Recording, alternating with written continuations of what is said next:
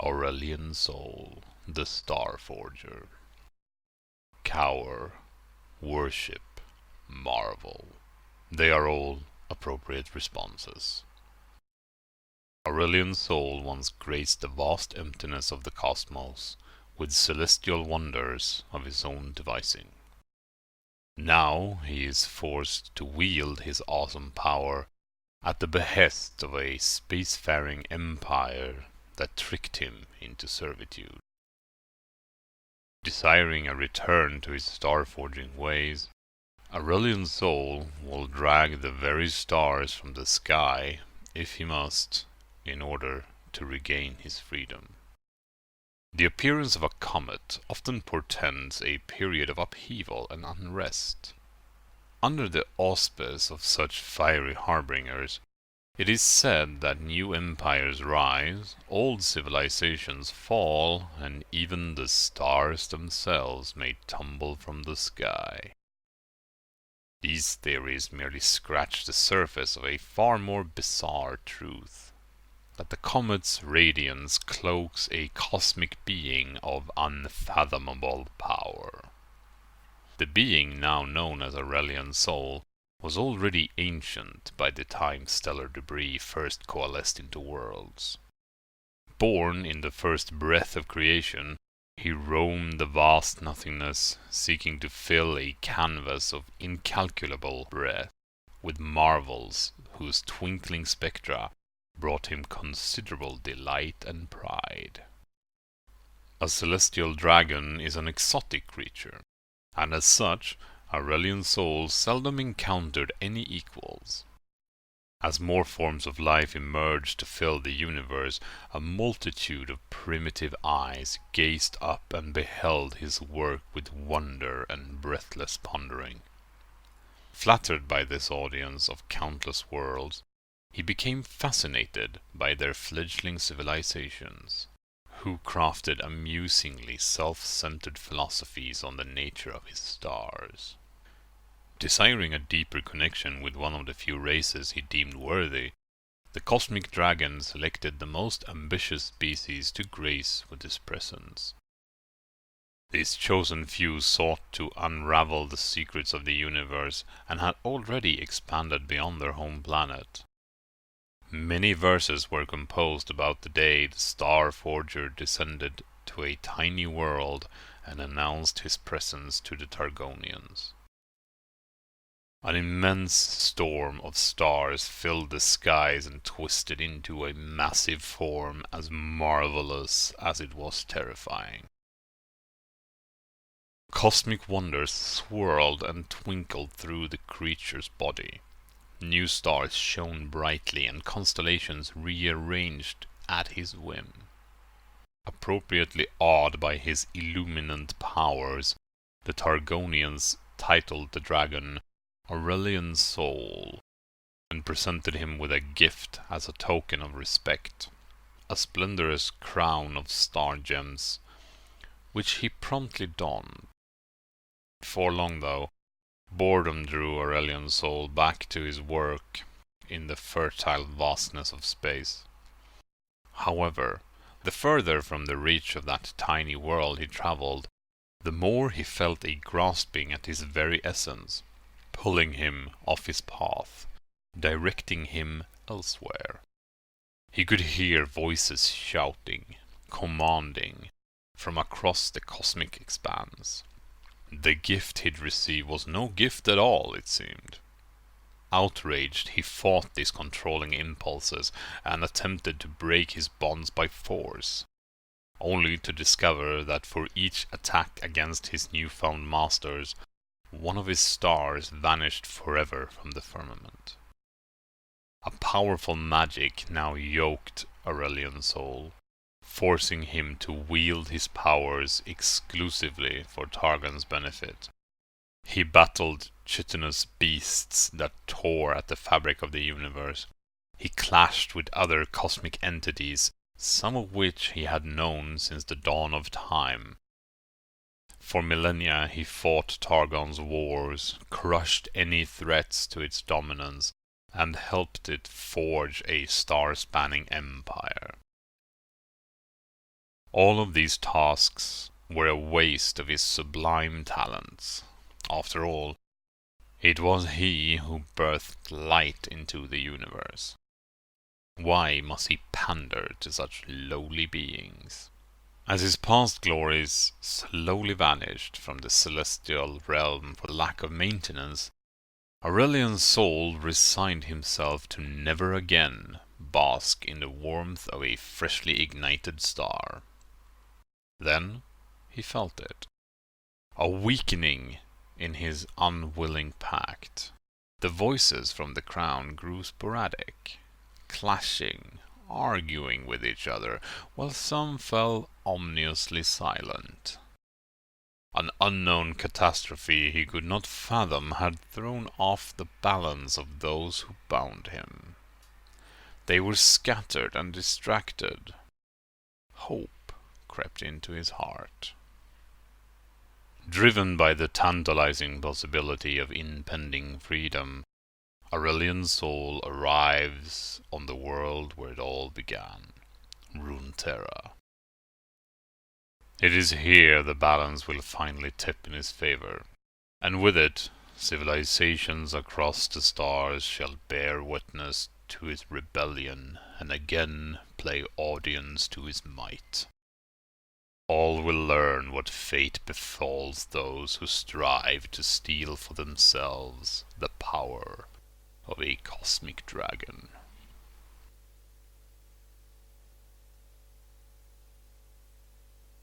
Twin Dawns.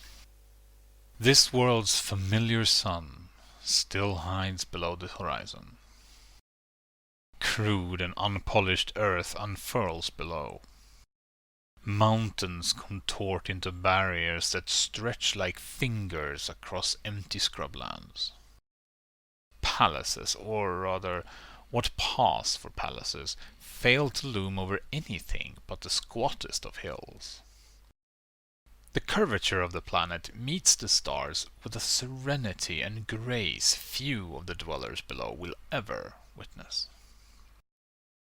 They are so scattered across the globe and grasp so blindingly for any sort of understanding that it's no surprise they've been conquered and don't even comprehend their predicament. The fiery sheen I've gathered as I streak towards my preordained destination illuminates the world beneath me.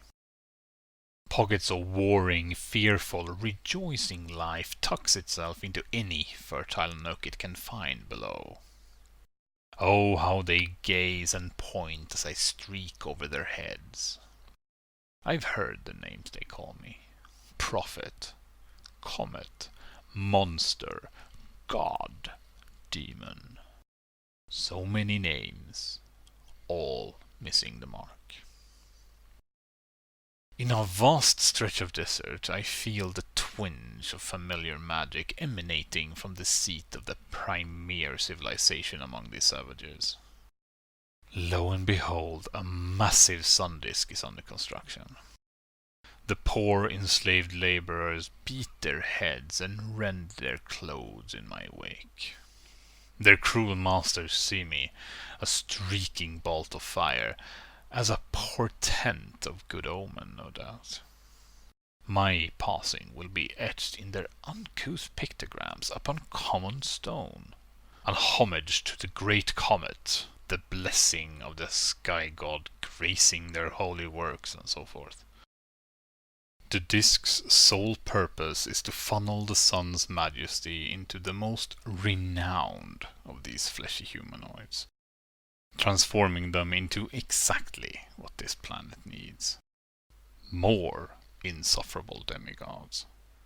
This effort will undoubtedly backfire, but I suppose they will last a brief while, perhaps 1,000 years or so, before they fall and are supplanted by others. The desert below fades into the night, trailing behind me as I streak onward across lonely steppes. Then over rolling brown hills gently flecked with greenery, the pastoral scenery belies a field spattered with blood and littered with the dead and dying. Survivors hack away at each other with rough-hewn axes and scream battle cries. One side is losing quite badly. Stag skulls rest atop pikes stuck into the soil, next to writhing warriors. The few still on their feet are encircled by soldiers riding great shaggy beasts. Those defeated, surrounded few see me, and valiance seems to surge through their veins. The wounded rise and grasp their axes and bows in a final stand that throws their foes off guard. I don't linger to see the rest of the little clash play out because I've seen this scenario unfold 1,000 times. The survivors will scratch my comet likeness onto their cave walls. In 1,000 years their descendants will fly my image on banners and undoubtedly ride into a tediously similar battle. For all their efforts to capture and record history, one ponders why they do not learn from their mistakes. That is a lesson even I had to suffer. I leave them to perpetuate their bleak cycle. My trajectory reveals more inhabitants. Their collective repertoire of reactions span the typical gamut. Pointing, kneeling, sacrificing virgins upon stony altars. They look up and see a comet and never ask what lies beneath the blazing facade. Instead, they stamp it onto their own self-centered worldviews, muddying the splendor of my visage. The few more advanced life forms, and I use that description loosely, gaze up and jot down my coordinates in scientific almanacs instead of using me as prophecy fodder. It's mildly refreshing, but even their developing notions of intellect seem to indicate I am a regularly appearing phenomenon with a predictable orbit. Oh, the feats they could accomplish if only... well, no use dwelling on the wasted potential of the simple-minded terrestrial-born. It's not entirely their fault. Evolution does seem to have a difficult time gaining traction on this world. But alas, the novelty of such infantile antics has worn thin. The grasping energies of my magical bondage have dragged me from one paltry world to another for centuries. Now it has led me back to this familiar and unpleasant rock. The star that floods its surface with light was one of my earliest creations.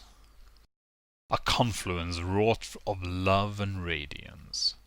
Ah, that cherished moment when she flared to life with colors only her creator could see. How I miss a star's crackling new energy warming my face and trickling through my fingers. Each star gives off a unique energy, precious and reflecting its creator's soul. They are cosmic snowflakes, burning in defiance of the infinite dark. Unfortunately, the memories I long to dwell upon are tainted by betrayal. Yes, this was the place where Targon lured me into servitude. But now is not the time to linger on past mistakes. Those musty aspects want me to seal yet another breach. In their name, of course. Then I see her. This world's imbued warrior is alone at the peak of one of the small summits, brandishing a starstone spear. She watches me through a veil of annexed flesh, a mere spark masquerading as lightning.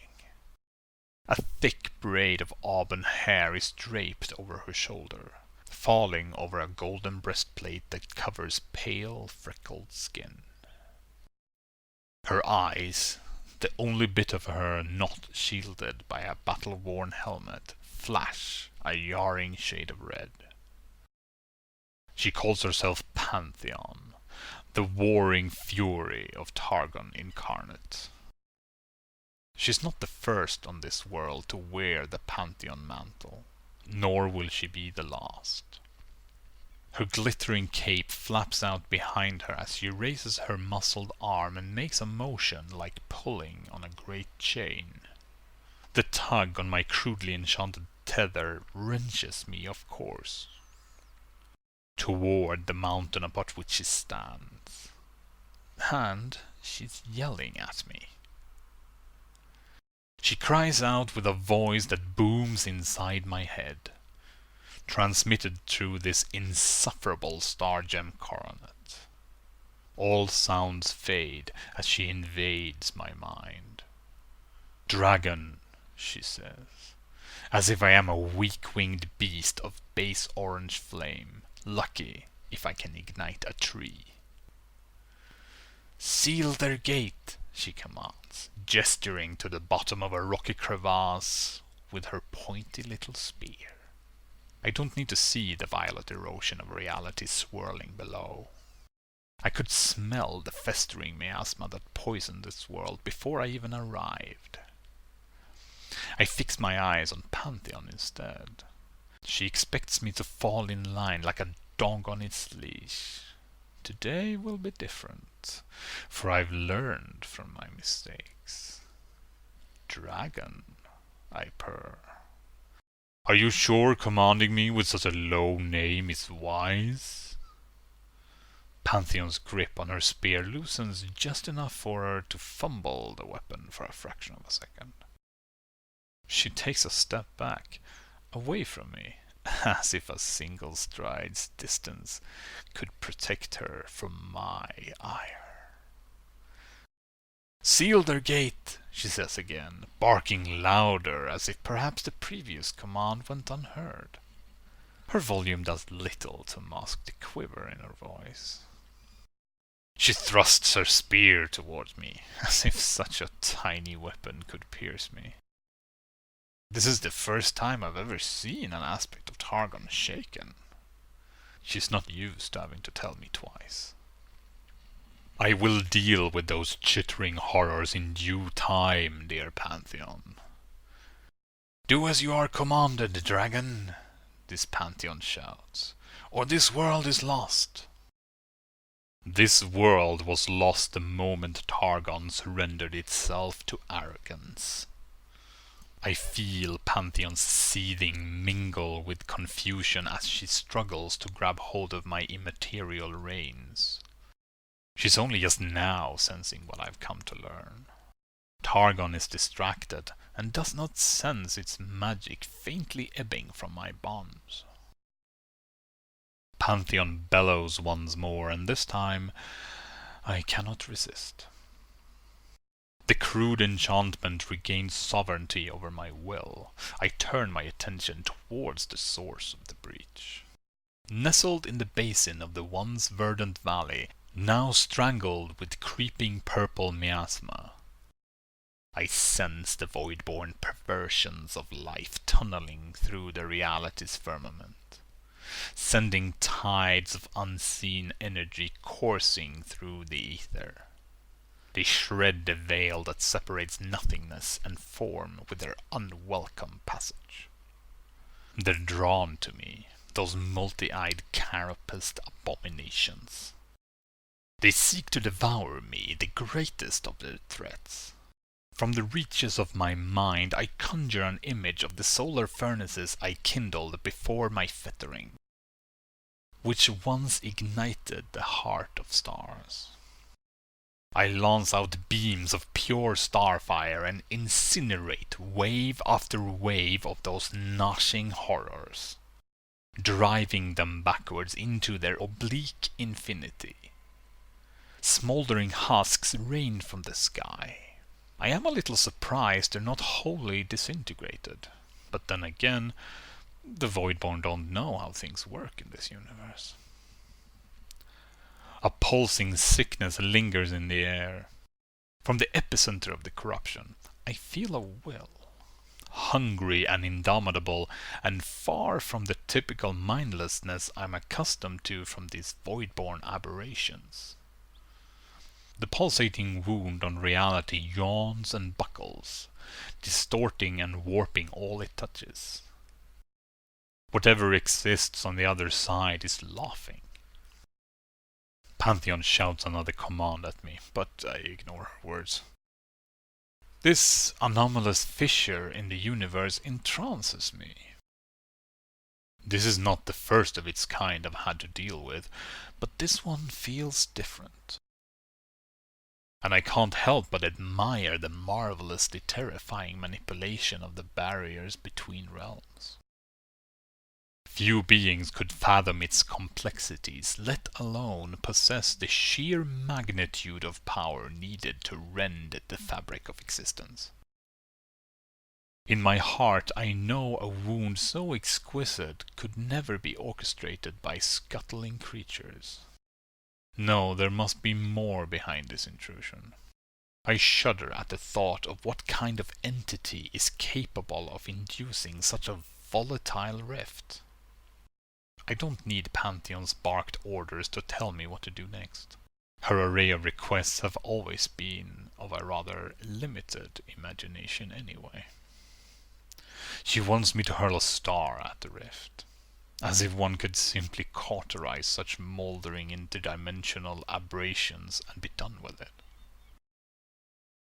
These obtuse demigods are my captors? Fine.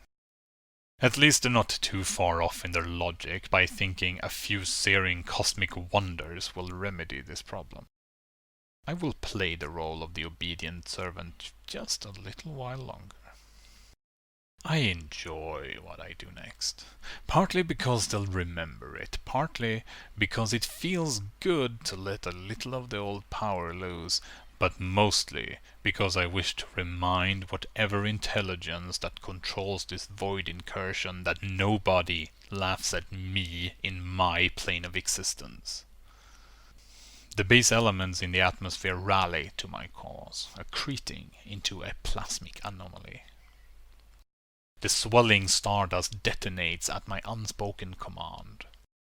The result is a dwarf replica of one of my majestic glories burning in the depth of space. After all, I can't fling a full-fledged star at this fragile world.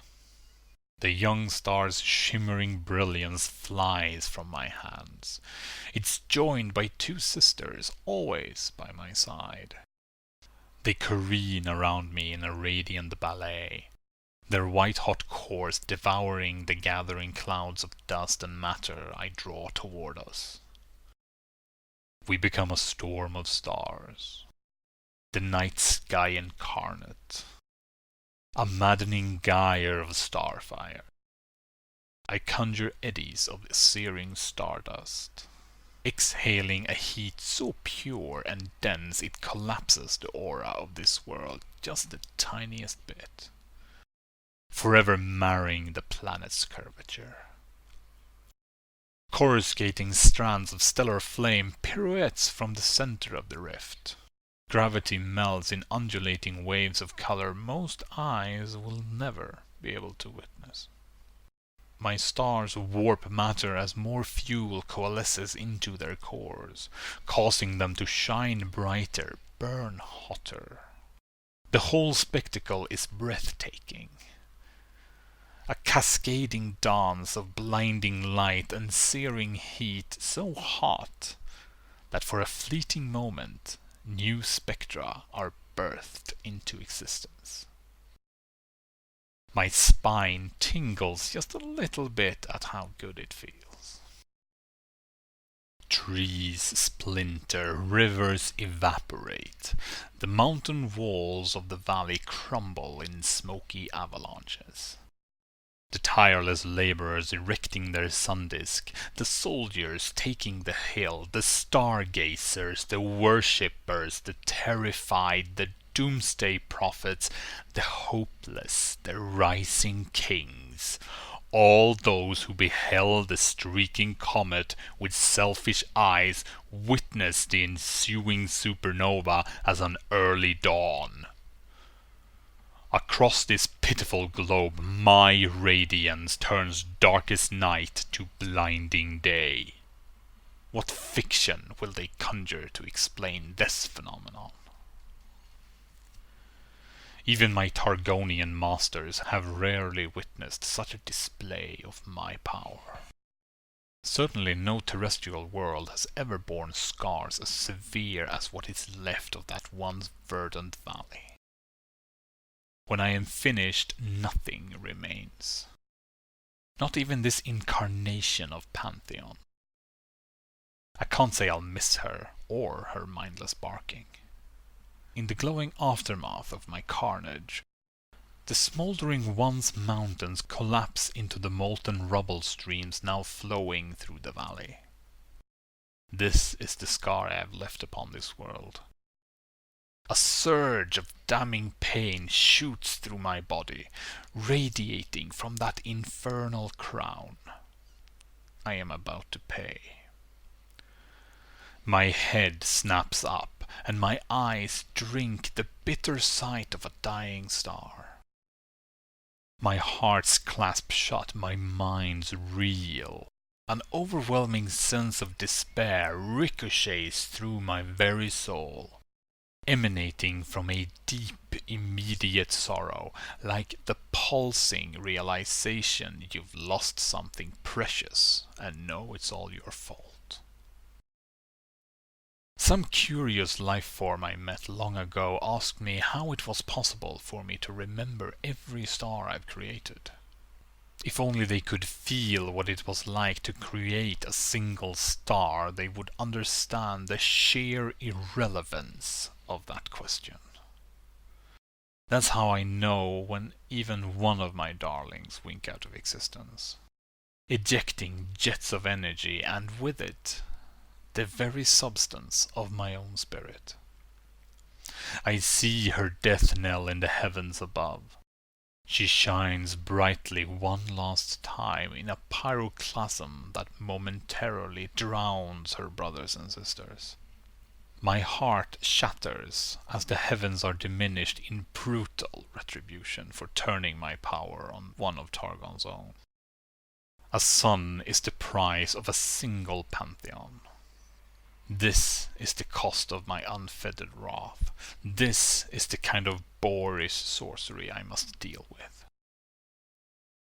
Within seconds they have regained control of my reins and call me to a new task.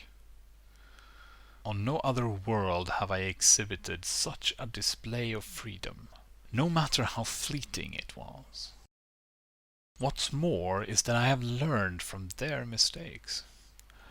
A bit of me is free now, and in time I will return to this world, tap into this mysterious well of energy and cast off the rest of my tether. I tune into that essence of war, twisting and contorting with fleshy vessels scattered across the cosmos. It wasn't happy about losing its mortal avatar on this world. Already a new doomed host has been chosen to transform into the next iteration of Pantheon. A soldier from the Rakor, a tribe who clings to the base of Targon's mountain, siphoning off its power like barnacles.